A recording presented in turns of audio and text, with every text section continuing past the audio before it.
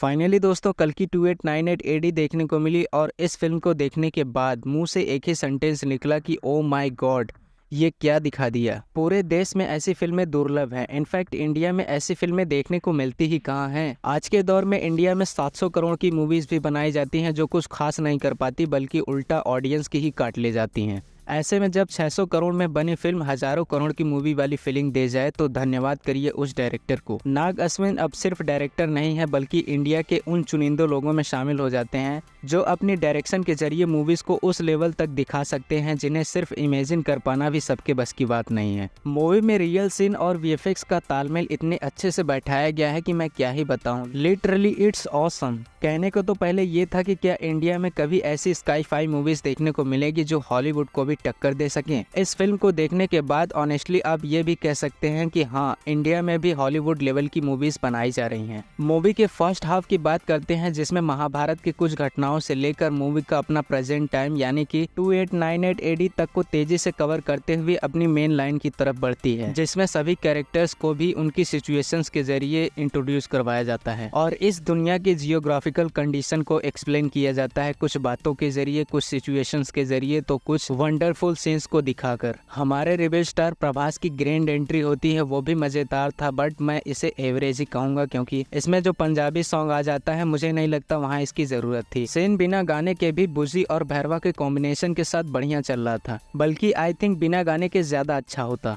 और उससे भी ज्यादा अटपटा तब लगा जब 5 से 6 मिनट से ज्यादा तक दिशा पटानी को दिखाया गया जिसकी मूवी में आगे बहुत ज्यादा इंपॉर्टेंस नहीं है। 1-2 मिनट तक दिखाया जाना ठीक था, बट जो दिखाया गया वहाँ पे आपको खिंचाव महसूस होगा। बट दोस्तों इंटरवल के बाद सेकेंड हाफ की शुरुआत होते ही ये मूवी आपके दिमाग पर जैसे कब्जा कर लेगी और तब तक नहीं छोड़ेगी जब तक पूरी खत्म नहीं हो जाती। मूवी के सेकेंड हाफ से मुझे कोई शिकायत नहीं है, सेकेंड हाफ इसका बहुत ही शानदार है, यहीं पे आपको असली मजा आएगा। और भैया सबसे ज्यादा शॉकिंग था फिल्म का क्लाइमेक्स, जहां आपको पता चलेगा कि भैरवा एक्चुअली में कौन है। जब आपको पता चलेगा तो आपका भी दिमाग घूमने लगेगा। वेल स्पॉयलर्स को ध्यान में रखते हुए मैं ये तो नहीं बता सकता कि भैरवा कौन है। अगर आपको ये जानना हो तो थिएटर्स में जाइए और फिल्म को देखिए। एक मजेदार बात ये भी है कि मूवी के फर्स्ट हाफ और सेकेंड हाफ दोनों में ही 2 अनएक्सपेक्टेड से कैमियो हैं, जिसे देखते वक्त आप भी सरप्राइज हो जाओगे, मतलब मजा ही आ जाएगा। मुझे मूवी की सबसे ज्यादा मजेदार और कॉमेडिक मोमेंट लगा अश्वत्थामा और भैरवा की फाइट। अश्वत्थामा से लड़ते हुए लिटरली भैरवा रो देता है भाई, उसका वो चेहरा देखकर लोग बहुत हंसते हैं। ये देखते हुए वो बात याद आई जब नाग अश्विन ने कहा था कि भैरवा मूवी का सबसे फनी कैरेक्टर है।